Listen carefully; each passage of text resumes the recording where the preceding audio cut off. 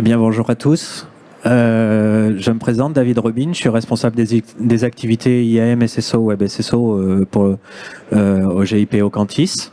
On va vous présenter à 3 voix aujourd'hui le retour d'expérience d'un établissement, d'un GHT qui a au niveau de Lille, qui a fait le programme HospiConnect sur la phase alpha.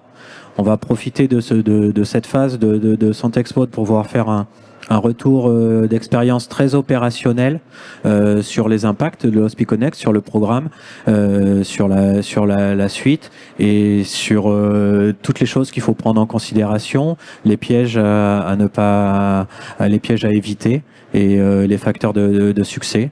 Donc on va vous présenter la partie organisationnelle, impact, réglementaire et puis technique sur chacun de nos rôles. En premier lieu, avant de laisser la main, je présente juste pour ceux qui ne connaissent pas le GIP Aucantis. On est une structure publique qui accompagne les établissements de santé et collectivités territoriales dans toute la France sur différents domaines, multiples domaines. Nos missions sont principalement de l'intégration de logiciels, de l'accompagnement métier des professionnels de santé dans les établissements et les collectivités pour leur système d'information à la fois administratif, médical et toutes les spécialités qu'ils peuvent y avoir. On a également une mission d'hébergement, étant hébergeur certifié à HDS, et une mission d'édition avec la fourniture d'un certain nombre de produits à forte valeur ajoutée, fournis par Aucantis et intégrés par Aucantis auprès des établissements. Donc, Fairtrust est un éditeur de logiciels spécialisé dans le domaine de la gestion d'identité, de l'authentification forte, du SSO et du coffre-fort de mots de passe. On est un éditeur dont l'équipe a en moyenne une vingtaine d'années d'expérience sur le domaine et on accompagne le CHU de Lille sur ces sujets.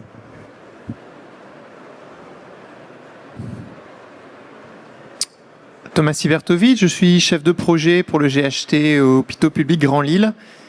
Et pour recontextualiser un petit peu voilà, déjà le GHT et puis ensuite HospiConnect au sein de nos projets à la DSI.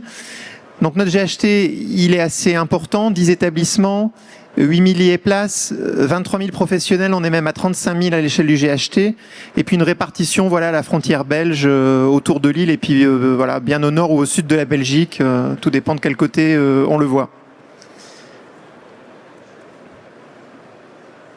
Voilà, donc ce HospiConnect est venu s'intégrer à un projet qui était déjà lancé depuis 2023. Projet porté par le RSSI Thomas Aubin, qui n'a pas pu être présent aujourd'hui, mais je dirais quelques mots pour lui. Donc là, une volonté forte déjà de mettre en évidence le RIE et la PGSSIS dans les objectifs numériques de l'établissement et du GHT. On a répondu assez vite avant l'appel à projet HospiConnect à un appel à projet France Relance de façon à être subventionné. Et notre volonté, c'était de déployer, c'est toujours le cas, de choisir et de déployer nos solutions d'IAM, de SSO, la partie Bastion aussi, donc vraiment toute la partie sécurité forte sur un délai relativement court, c'est-à-dire quelques années, et atteindre l'objectif du 1er janvier 2026. Donc le calendrier de façon un petit peu plus détaillée. Donc 2023, je vous l'ai dit, c'était la phase d'étude. Avec le choix de 2 solutions, on s'est fait accompagner pour ça par KNS. Le choix de l'IAM ILEX, le choix du SSO Fairtrust. On a lancé des pilotes l'année dernière avec le groupe hospitalier de l'Osso-Bourdin, le CH d'Asbrook, le CH d'Armentières. Et puis cette année, là, on attaque vraiment, on est encore plus dans le dur, en fait, avec le CHU de Lille, donc un gros établissement. Et on continue au 2e semestre avec le CH de Bailleul et le CH de Roubaix, ce qui fait qu'on sera à 60% à peu près du déploiement au 1er janvier. Il nous restera les 40% pour l'année prochaine. Donc des objectifs assez ambitieux. Et du coup, dans ce projet du GHT qui nous a fait confiance, est arrivé le programme HospiConnect avec la mise en œuvre et la mise en application de cibles de préfiguration de cibles d'authentification à la fois sur le poste de travail, dans le DPI et dans la Fédération ProSanté Connect indiquée par l'ANS. L'opportunité du programme Alpha qui est arrivé, donc on a sauté dessus, entre guillemets, avec le GHT pour profiter de cette démarche-là, pour prendre en compte toutes les cibles, les objectifs au niveau du CHU et les prendre en compte au niveau des établissements par la suite du GHT. Au niveau du programme Alpha,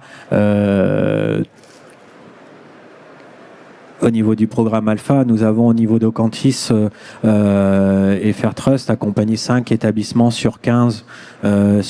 Donc on a profité de cette démarche-là. C'est la volonté de nos structures d'accompagner ces phases initiales de pilote pour pouvoir aussi généraliser, apporter un meilleur conseil, un meilleur accompagnement aux établissements par la suite.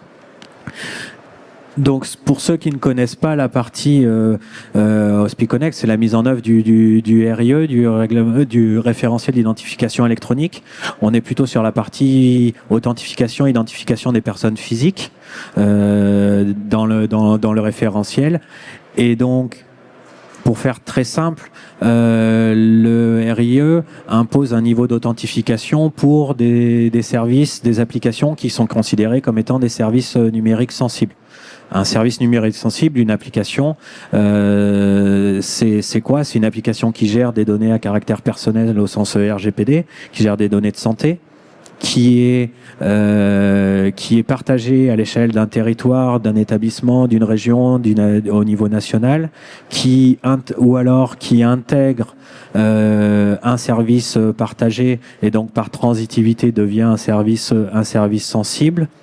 Ou alors c'est une application qui est de base exposée Internet à des professionnels tiers, à des partenaires ou sur l'extérieur, donc qui devient un service numérique sensible. Et le dernier critère de qualification d'une application sensible, c'est de gérer un volume de patients et un volume de professionnels plutôt significatif, plutôt important. Et donc, le RIE, avec ce fameux calendrier que je pense que tout le monde a vu au moins une fois dans sa vie, maintenant, qui probablement va évoluer dans les prochains mois, avec les échanges que l'on a pu avoir, les annonces qui ont été faites cette semaine à Santexpo. Le principe, c'est vraiment de définir les MIE qui sont autorisés pour accéder aux services numériques sensibles. Donc, en premier lieu, et c'est là où on a été avec le GHT, c'est l'utilisation de la carte de professionnel de santé, l'utilisation de la ICPS avec ProSanté Connect. C'est vraiment une cible que nous on pousse auprès des établissements par sa capacité à être un moyen d'identification national et commun à tous les établissements. Il y a d'autres moyens qui sont prévus dans le RIE qui nécessitent aujourd'hui, sur la version actuelle du texte, une homologation de la part des établissements. Donc c'est pas le choix qui a été fait au niveau du GHT. Et surtout l'objectif, il était de dire que les autres moyens d'authentification faibles, type login, mot de passe, ne sont plus autorisés à cette échéance. Même si le schéma qui sera le nouveau beau schéma qu'on aura peut-être dans la nouvelle version du référentiel poussera les objectifs plutôt à l'horizon 2027-2028. En tout cas, le cadre il est plutôt clair pour tous les établissements pour ce qu'il y avait à faire. Donc on a profité justement de ça, de la mise en œuvre de la phase alpha pour expérimenter ça à l'échelle du GHT et des autres établissements sur ce programme qui a commencé en juin, qui est encore en cours, qui n'est pas terminé, qui va se terminer en octobre. En octobre sur la phase alpha, comme pour les 15 autres établissements. Avec 3 cibles qui sont vraiment essentielles. La première, c'est l'authentification forte sur le poste de travail. On expliquera avec les architectures, David expliquera les architectures que cela implique. L'autre partie, c'est l'authentification unique et avec le dossier patient présent dans l'établissement ou dans le GHT. Et la troisième partie étant l'intégration de ces dispositifs d'authentification interne dans la fédération ProSanté Connect pour permettre à l'utilisateur de s'authentifier de la même manière et une seule fois, que ça soit en interne, sur le poste, dans le DPI, mais aussi au niveau du DMP et de tous les autres services qui sont déjà dans la fédération ProSanté Connect. Et donc les autres opportunités du programme Alpha, c'était d'expérimenter d'autres éléments liés au processus, liés aux technologies. Donc le premier était sur les processus de gestion de l'identité avec l'arrivée du RPPS+, dont tu parleras un peu plus en détail, et le processus aussi de délivrance de la carte avec le service MaCPS qui change un peu le fonctionnement dans les établissements par rapport à ceux qui ont déjà l'expérience de commande de carte. Et donc c'est un nouveau paradigme et que l'on a expérimenté dans la phase alpha. C'était bien l'objet de la phase alpha, c'était de valider que ça pouvait fonctionner à l'échelle de 15 établissements avant de le généraliser. Et le dernier point, c'est la carte CPS 4 qui elle apporte des évolutions, c'est mieux, du point de vue technique et que David expliquera juste après. Alors, pour revenir sur trois éléments centraux qu'on retrouve dans HospiConnect. Alors, j'ai pas le droit de me lever, donc je vais tout faire assis. J'ai pas l'habitude, c'est absolument horrible. Moi, j'ai besoin de me bouger. Mais bref, le premier élément, c'est l'annuaire. L'un des points centraux de HospiConnect, c'est que on a besoin de mettre en place un annuaire. Cet annuaire, il va permettre de stocker l'ensemble des personnes qui vont travailler dans l'établissement. C'est relativement logique, parce que pour pouvoir authentifier de manière forte une personne, il faut d'abord les identifier. Le point clé de cet annuaire dans HospiConnect, c'est que les identités qui sont présentes dans cet annuaire, elles doivent être dérivées d'une identité nationale. Et c'est là qu'on a un changement de paradigme qui est important, parce qu'aujourd'hui, on a des personnes qui viennent de la RH auxquelles on donne des cartes d'établissement, des CPE. Là, l'idée, c'est de basculer sur des personnes qui soient enregistrées au niveau national au travers du RPPS+, enfin pour toutes les personnes qui ne sont pas à ordre et qui n'ont pas déjà une carte CPS, donc de les enregistrer auprès du RPPS+, alors soit par un auto-enregistrement, soit par un enregistrement administratif, et demain au travers d'API, mais en tout cas on va les enregistrer dans cette base RPPS+, ils vont apparaître dans l'annuaire e-santé et on va pouvoir les dériver dans l'annuaire local de l'établissement et du coup se servir de cette base d'informations pour pouvoir donner à ces personnes des éléments d'authentification qui leur permettront de s'authentifier sur les postes de travail. Alors on peut imaginer tout un tas de choses derrière, mais à partir du moment où l'ensemble des personnels qui sont dans un établissement sont connus nationalement, ça ouvre la porte à la possibilité, quand il y a une personne qui est radiée d'un ordre, de pouvoir redescendre l'information automatiquement et l'empêcher de se connecter, tout ce qui est imaginable. Ça, c'est le premier point clé. Le deuxième point clé, c'est que dans le projet HospiConnect, on met en place un composant qui s'appelle le serveur d'identité, un Identity Provider. Et ce composant, c'est vraiment une des clés de HospiConnect. C'est ce composant qui va authentifier les personnes auprès duquel on va authentifier les usagers et qui va permettre de rebondir sur le DPI pour pouvoir accéder au DPI de manière transparente. Donc en termes de process d'authentification, l'utilisateur va faire une authentification forte sur le poste de travail avec son MIE. On va rebondir sur l'IDP pour retransmettre un jeton de session qui va permettre l'authentification auprès de l'IDP. L'IDP va permettre d'accéder au DPI au travers d'un protocole qui s'appelle OpenID Connect, donc de manière transparente, sans refourniture d'éléments d'authentification.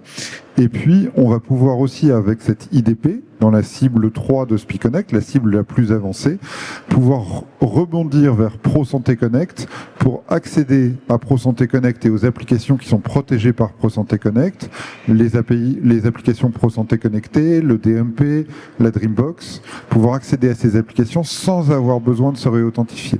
Ça, c'est la cible 3. Et en gros, ce qu'on crée, c'est un espèce de lien de trust entre l'IDP de l'établissement et ProSanté Connect.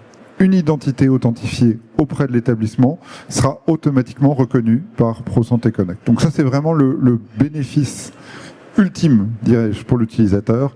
Je m'authentifie une fois sur le poste de travail, j'accède à tout, le DPI, les applications locales, les applications ProSanté connectées, de manière complètement transparente.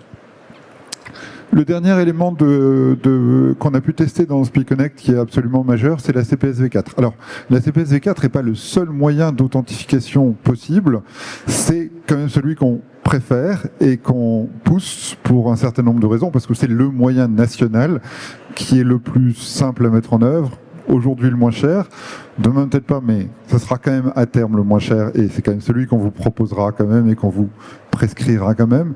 Et on a pu tester la CPSV4. Alors, la CPSV4 est une évolution de la CPSV3 avec un certain nombre de changements. La CPSV3, c'est techniquement une puce avec deux interfaces, une interface contact, une interface sans contact, et la possibilité d'échanger des informations entre la partie contact et sans contact. C'est une puce qui, sur la partie sans contact, émule des protocoles qui sont MyFair classique et MyFair Deathfire. La CPSV4, c'est une carte qu'on voit comme deux puces différentes. Même si techniquement c'est pas le cas, on a une partie contact et une partie sans contact. Sur la partie sans contact, on a l'abandon du MyFair classique, donc il ne reste que le MyFair Deathfire. La raison, c'est des raisons de sécurité. MyFair classique a été cassé depuis assez longtemps, donc ça posait un certain nombre de risques de sécurité, donc ça a été abandonné. Et sur la partie contact, on a en plus de la carte historique CPS avec des certificats, l'ajout d'une application FIDO, donc la possibilité de faire du FIDO dans les différents environnements. Voilà. Alors, oui, un dernier point sur le certificat. On aura la possibilité sur la CPSV4 d'avoir un renouvellement des certificats qui sont présents sur la carte et donc une carte qui aura une durée de vie de 6 ans au lieu de 3 ans. L'intérêt premier de ça, c'est évidemment de réduire les coûts d'émission de cartes par l'ANS. Et puis aussi, une carte qui dure plus longtemps, c'est moins de réémission de cartes, c'est plus facile à gérer pour l'établissement et pour les usagers. Alors, je suppose que vous avez envie de savoir comment ça se passe dans la vraie vie. Voilà, après la théorie, la pratique. Donc voilà qu'après quelques mois de recul, ce qu'on a pu expérimenter au CHU de Lille avec succès, je vous rassure. Alors effectivement, comme l'a dit David, un nouveau processus de commande qui change beaucoup de choses par rapport aux pratiques actuelles. C'est-à-dire que c'est notre direction de la sécurité qui avait des cartes, qui éditait les cartes, qui préparait les cartes. Là, tout part de l'utilisateur, donc ça change quand même beaucoup les choses.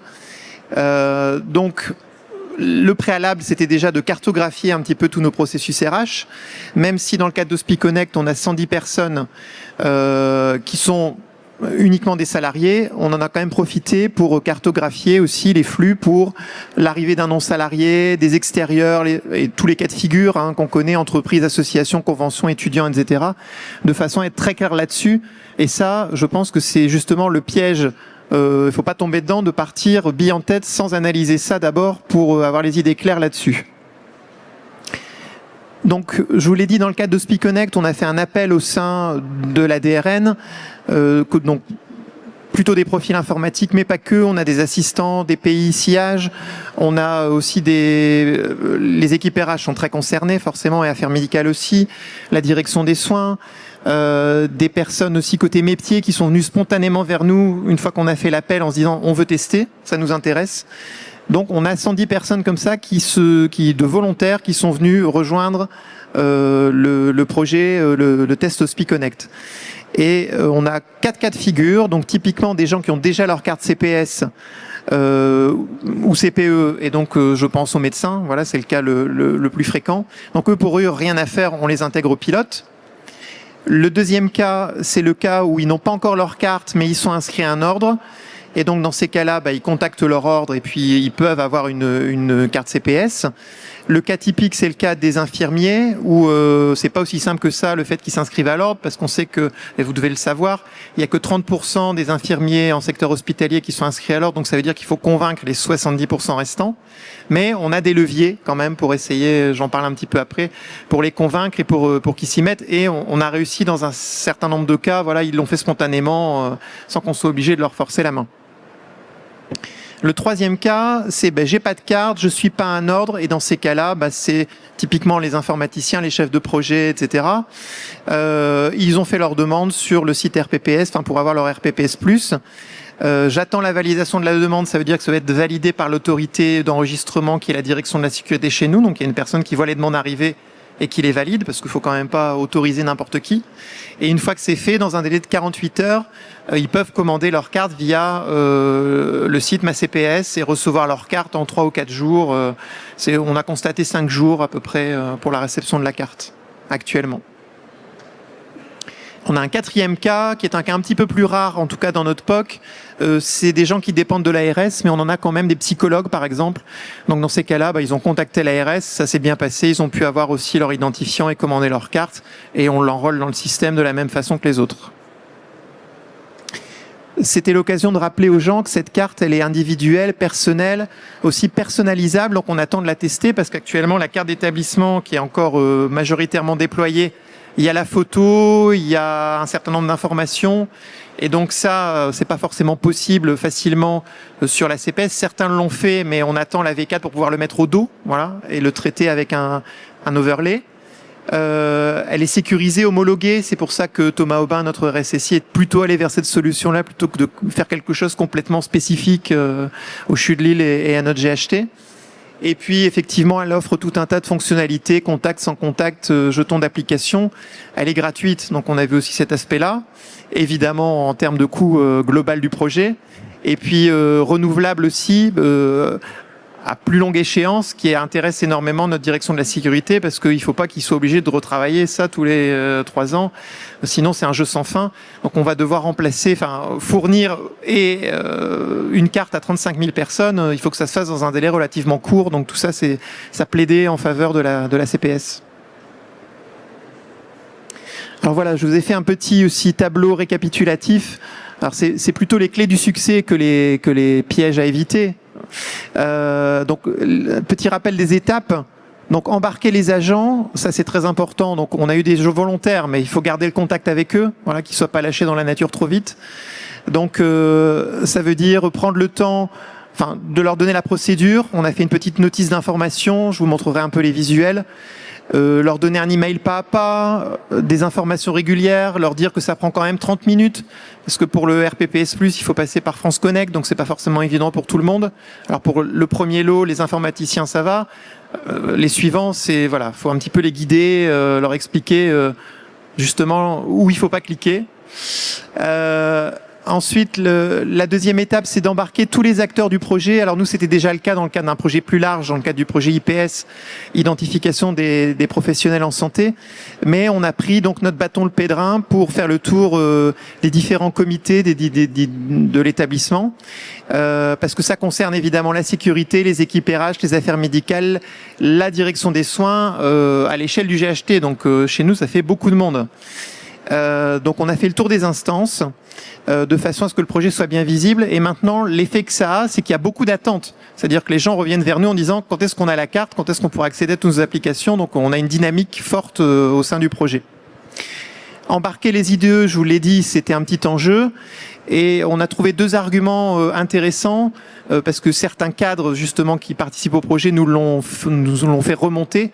Les infirmiers hospitaliers qui s'inscrivent à l'ordre bénéficient d'informations juridiques de façon condensée, très intéressante, et ça les intéresse. Voilà, ceux qui sont dans les soins, ils aiment bien. L'autre chose aussi qu'on a remarqué, c'est que les infirmiers hospitaliers souvent sont inscrits à l'ordre pour avoir des formations. Donc à ce moment-là, c'est l'occasion de leur faire des rappels. N'oubliez pas de commander votre carte en même temps que votre formation. Voilà. On s'occupe pas forcément après du renouvellement de l'adhésion, c'est pas notre sujet à nous, mais s'ils peuvent commander leur carte tout de suite, c'est une très bonne chose. Donc c'est les 2 leviers qu'on a identifiés. Ensuite, d'un point de vue méthodologie, on a découpé en 3 lots parce qu'on n'a pas voulu lancer les gens des unités de soins tout de suite dans le bain où il fallait qu'on teste un peu la solution. Donc on l'a fait avec 35 personnes de l'informatique. Ensuite, on a toute l'équipe RH, affaires médicales, c'est quand même 40 personnes. Et ensuite, les 35 personnes, les assistants sillage, etc., qui vont rentrer là-dedans avec des usages un petit peu étendus. La signature électronique, du parapheur, NoEndo, par exemple, je le cite, parce que le côté, sur l'endométriose, voilà, quand on est allé voir le service, ils nous ont dit, moi, ce que je veux, c'est me connecter à NoEndo, qui est une application qui n'est pas chez nous, nationale. Voilà, donc, mais ils veulent la carte. Et tant qu'à faire, pas devoir se réauthentifier X fois. Et puis on a eu des IAD, des IBOD, des gens de l'AREA qui sont venus nous voir. Ben moi, j'arrête pas de me connecter à Diane. Code mot de passe, je le fais 100 fois par jour. Si je peux le faire juste en mettant ma carte, ça va me rendre service. Voilà, donc ceux-là font partie aussi du POC. On teste la solution donc depuis février, donc ça fait un peu 4 mois de recul. Très concrètement, ça veut dire déployer l'agent SSO sur les postes. Ça s'est bien passé, voilà, c'est assez simple. L'auto-enrôlement de la CPS, une fois que l'agent est installé, donc on met la carte, on saisit son code PIN, etc. Ça se passe bien. En tout cas, pour l'informatique, il n'y a pas eu de problème. Pour les autres, on leur envoie une petite procédure qui nous a été fournie. Ça se passe aussi très bien. Et puis, Aucantis est venu nous voir récemment, justement, pour s'assurer que tout se passait bien dans les établissements OCHU, mais aussi les autres établissements pilotes. Voilà. Et puis, ils ont pu constater qu'on avançait de façon tout à fait convenable. Et puis aussi qu'on était bien reçus dans le Nord. Hein. Accessoirement. Voilà, je vous ai repris un petit schéma d'intégration. Alors, je ne vais pas rentrer dans le détail, évidemment, mais c'est juste pour le principe. Ça devrait vous parler pour faire le parallèle aussi avec vos systèmes à vous. Donc, toute l'information vient du SIRH, à la base, bien sûr, qui alimente l'IAM, qui ensuite provisionne l'outil qui gère les cartes. Donc chez nous, c'est CADIR, c'est un outil de KNS qui est notre CMS, le Card Management System. Et c'est lui vraiment qui va piloter l'information. Alors on ne l'a pas forcément fait tout de suite dans le cas de SpeakConnect, on envoyait les mails nous-mêmes parce qu'on connaît les personnes.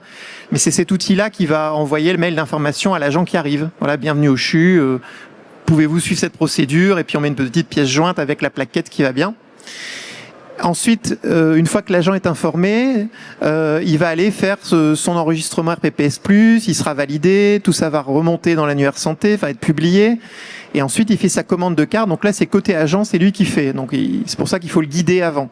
Et ensuite, on reçoit la carte, on la personnalise, on ne l'a pas encore fait, mais dès qu'on pourra le faire, voilà, on va tester tout ça, parce que c'est une étape importante en termes de visibilité. Enfin, c'est très attendu aussi d'un point de vue direction. Voilà, qu'est-ce qu'il y a sur la carte? Parce qu'on veut pouvoir continuer à identifier la personne à l'aide de la carte.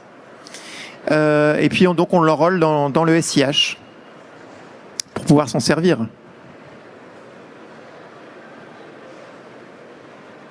Voilà, donc en conclusion, je vous ai mis un petit exemple des visuels qu'on a proposés. Donc, notre petite plaquette avec les différents types de supports. Et puis tout ça va évoluer une fois qu'on va se déployer dans d'autres établissements ou dans d'autres bâtiments, dans d'autres services. Mais c'est vraiment le préalable pour pouvoir accompagner les gens, de bien les informer sur la nouvelle organisation. Thomas insiste pas tant que ça sur l'aspect communication. Il est modeste parce qu'il l'a porté beaucoup, donc il le met pas tant que ça dans ses présentations, mais ce qu'ont pu remonter les autres établissements aussi, c'est l'importance de la communication, de l'association des professionnels, de l'évangélisation presque qu'il y a à faire auprès de l'ensemble des professionnels, et aussi à une échelle de généralisation à faire. Tous ces kits, tout ce processus d'information, de guide, d'organisation, tout ce travail sur les processus en amont est essentiel pour une réussite du projet. Alors, Thomas Aubin, s'il avait été là, aurait certainement dit que la cellule conformité numérique travaille au quotidien et informe les gens. Voilà, toutes les semaines, il y a des comités qui expliquent justement ça. Donc, le RIE est très connu déjà depuis plusieurs années au sein des établissements du GHT. Donc, le projet n'arrive pas comme un cheveu sur la soupe. Effectivement, la communication, c'est important, l'accompagnement pour que les gens se préparent justement à tous ces changements qui vont être quand même assez importants dans leur quotidien.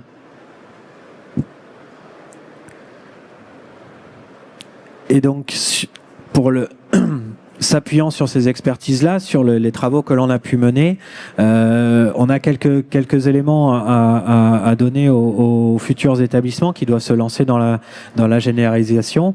Comme je disais tout à l'heure, il va y avoir une nouvelle version du RIE très prochainement, une version des appels de la partie Hospi Connect pour la généralisation très prochainement, sûrement à la rentrée prochaine. Donc ça va arriver, c'est demain hein, presque. Du coup, sur cette partie-là, la phase alpha a permis de montrer que techniquement, s'il était encore nécessaire de le montrer, on était en capacité d'intégrer ces processus, ces moyens d'authentification, toute cette chaîne, cette architecture impliquant à la fois l'établissement, les éditeurs intégrateurs et puis l'ANS sur la partie ProSanté Connect. Thomas et les autres établissements ont montré que, en se retroussant bien les manches et avec de la communication, de l'accompagnement, le processus pouvait être mis en place. Donc là, c'est sur cette base-là que l'ANS prévoit la généralisation. Le fait qu'il n'y ait pas de phase bêta comme c'est marqué dans le slide, mais directement de la généralisation, on est en capacité de passer à l'étape suivante tous ensemble. Malgré tout, la généralisation, les objectifs, les échéances que donne la DNS en termes d'atteinte de nombre d'établissements à réaliser, de cible, le cible d'authentification, ça veut dire qu'il faut s'y prendre tôt. Il faut s'y prendre tôt, à la fois en interne, en préparant ces processus, en cartographiant ces processus, en commençant à faire de la communication en interne sur le RIE, sur les objectifs, sur cette partie-là, à commencer à réfléchir sur les architectures à mettre en œuvre. Est-ce que l'on a des applications, des services sensibles, numériques sensibles ou des applications qui sont plutôt en mode web, en mode client lourd, pour savoir comment on va les intégrer dans le dispositif, à quel niveau on va les intégrer. Échanger avec les éditeurs de ces applications-là aussi pour savoir comment on crée les comptes dedans. Enfin, toute cette partie-là. À engager en interne, à organiser, à budgétiser, à monter son équipe projet. Et puis le dernier point, c'est quel accompagnement on prend, à quel niveau de maturité on a sur chaque établissement par rapport à la présence de processus IAM ou pas avant, ou de processus d'authentification. Lille est un exemple d'authentification depuis de nombreuses années. Donc il y a un niveau de maturité qui était déjà en place, qui n'était pas forcément le cas sur tous les établissements du GHT encore. Donc l'accompagnement n'est pas le même pour chaque structure. Et c'est nos rôles éditeurs et intégrateurs au Cantis d'accompagner les établissements au bon niveau nécessaire. Et avec toutes les guidelines que peuvent nous transmettre, nous donner au niveau national. Donc, s'il y avait 4 questions à se poser aujourd'hui pour préparer la phase de généralisation, c'est quand est-ce que je démarre, comment, avec qui, et puis quels sont et à quel rythme. À quel rythme, c'est important. Donc ce qu'on vous propose, c'est de pouvoir aussi échanger sur notre stand où on est tous là, et à l'occasion d'autres échanges si nécessaire sur un contexte établissement, sur votre contexte à vous, sur les spécificités que vous pouvez avoir, parce que chaque établissement est particulier. Et puis savoir comment ça se met en œuvre. Et je suis sûr que l'ANS est aussi en capacité de répondre à des questions. Je pense qu'ils ont fait ça pendant 3 jours déjà, sur comment ça se met en œuvre, comment c'est prévu. Et donc on vous donnera forcément rendez-vous déjà sur le stand, mais dans les prochaines semaines, sur la base de la suite des événements, avec les annonces officielles, les timings officiels, les calendriers, les accompagnements financiers qu'il pourra y avoir. Dès que tout ça sera définitif et officiel, on pourra s'appuyer là-dessus pour vous refaire des communications et avec la fin des établissements alpha qui auront terminé leur partie. On vous remercie tous. Si vous avez des questions, il ne faut pas hésiter maintenant et où sur notre stand. On est juste à côté sur le stand O48. Faut pas hésiter. Merci.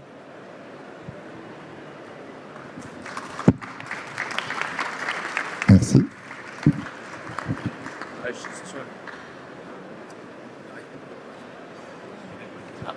Des questions peut-être? Vous avez une question? Allez, je vais me lever, même si on n'avait pas le droit. Tu vois, moi je le fais. Oui, donc bonjour, Arnaud Cardois, DSI adjoint au Centre hospitalier de Valenciennes. Une question par rapport au projet et donc au développement des usages avec la carte donc CPSV4.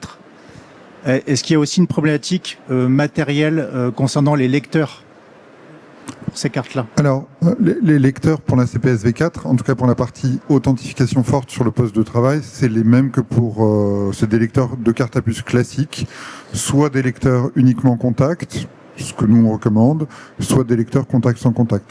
Ceci dit, tous les usages sont réalisables avec uniquement des lecteurs contact, donc des lecteurs qui sont pas très onéreux, qui coûtent une dizaine d'euros.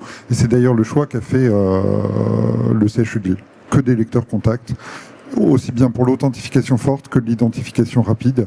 Donc identification rapide, c'est l'accès en présentant la carte sans avoir besoin de taper le code PIN, ce qui est autorisé par le RIE pendant une durée de validité définie par l'établissement. Pour les accès physiques, je pense qu'il y a eu... ouais.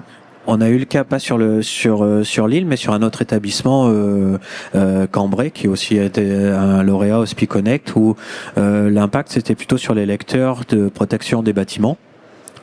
Où ces lecteurs-là sont plus particuliers, sont paramétrés par d'autres intégrateurs, et le changement, le passage de carte CPSV3 à CPSV4 a fait que les lecteurs ne lisaient plus, ne donnaient plus les mêmes identifiants en lecture. Donc c'est là où on a pu, sur la base de nos compétences internes aussi au niveau Locantis, faire vérifier, checker les moyens de lecture de la carte. Est-ce que les lecteurs étaient compatibles, sur combien de bits ils lisaient l'identifiant, et c'est comme ça aussi que l'on doit intégrer, qu'on a pu faire les corrections avec le fournisseur. Donc quand on est dans une logique multi-usage de la carte, parce que c'est ce que l'on vise tous, c'est une carte un multipass. Tu disais tout à l'heure, c'est un peu le principe. C'est de prendre aussi ces autres usages, ne pas hésiter à utiliser les cartes de test. On peut avoir des jeux de cartes CPSV4 de test pour les valider sur les autres usages que l'on peut avoir. Et une dernière question, dans une époque où on a tendance à utiliser beaucoup notre smartphone, quid de la ICPS dans le cadre de ce projet? Alors, l'authentification ICPS est intégrée. La solution de ISSO ou de le fournisseur d'identité, le WebSSO, est compatible nativement avec la ICPS. Je sais pas si c'est le cas de tous les SSO encore aujourd'hui, mais enfin du coup on s'est appuyé là-dessus sans aucun souci. Compatible avec les CPSV4 aussi. L'usage est présent, mais ce n'est pas un usage que, à notre niveau, on pense pouvoir imposer à un utilisateur dans son activité quotidienne. Il correspond très bien à un mode dégradé, à un mode distant, à une volonté d'un professionnel de plutôt utiliser son téléphone dessus, mais pour son activité. Mais il y a beaucoup de situations où l'usage du téléphone n'est pas possible. Quand on est dans un bloc, quand on est en soins, on se boxe, on ne peut pas utiliser son téléphone. Il y a plusieurs situations aussi. Il y a des établissements qui font depuis plusieurs mois ou plusieurs années la chasse au téléphone dans les services. Donc on ne peut pas changer de paradigme de communication d'un seul coup. Il y a plusieurs situations où les professionnels qui ne veulent pas. Donc du coup, c'est plutôt proposé comme une opportunité, un autre moyen de pouvoir l'utiliser, sachant que la carte CPS étant le moyen nominal de se connecter sur un poste. Je complète par rapport à ce qu'on a identifié comme usage au CHU de Lille. La ICPS est déjà utilisée par des professionnels, donc certains vont continuer à l'utiliser.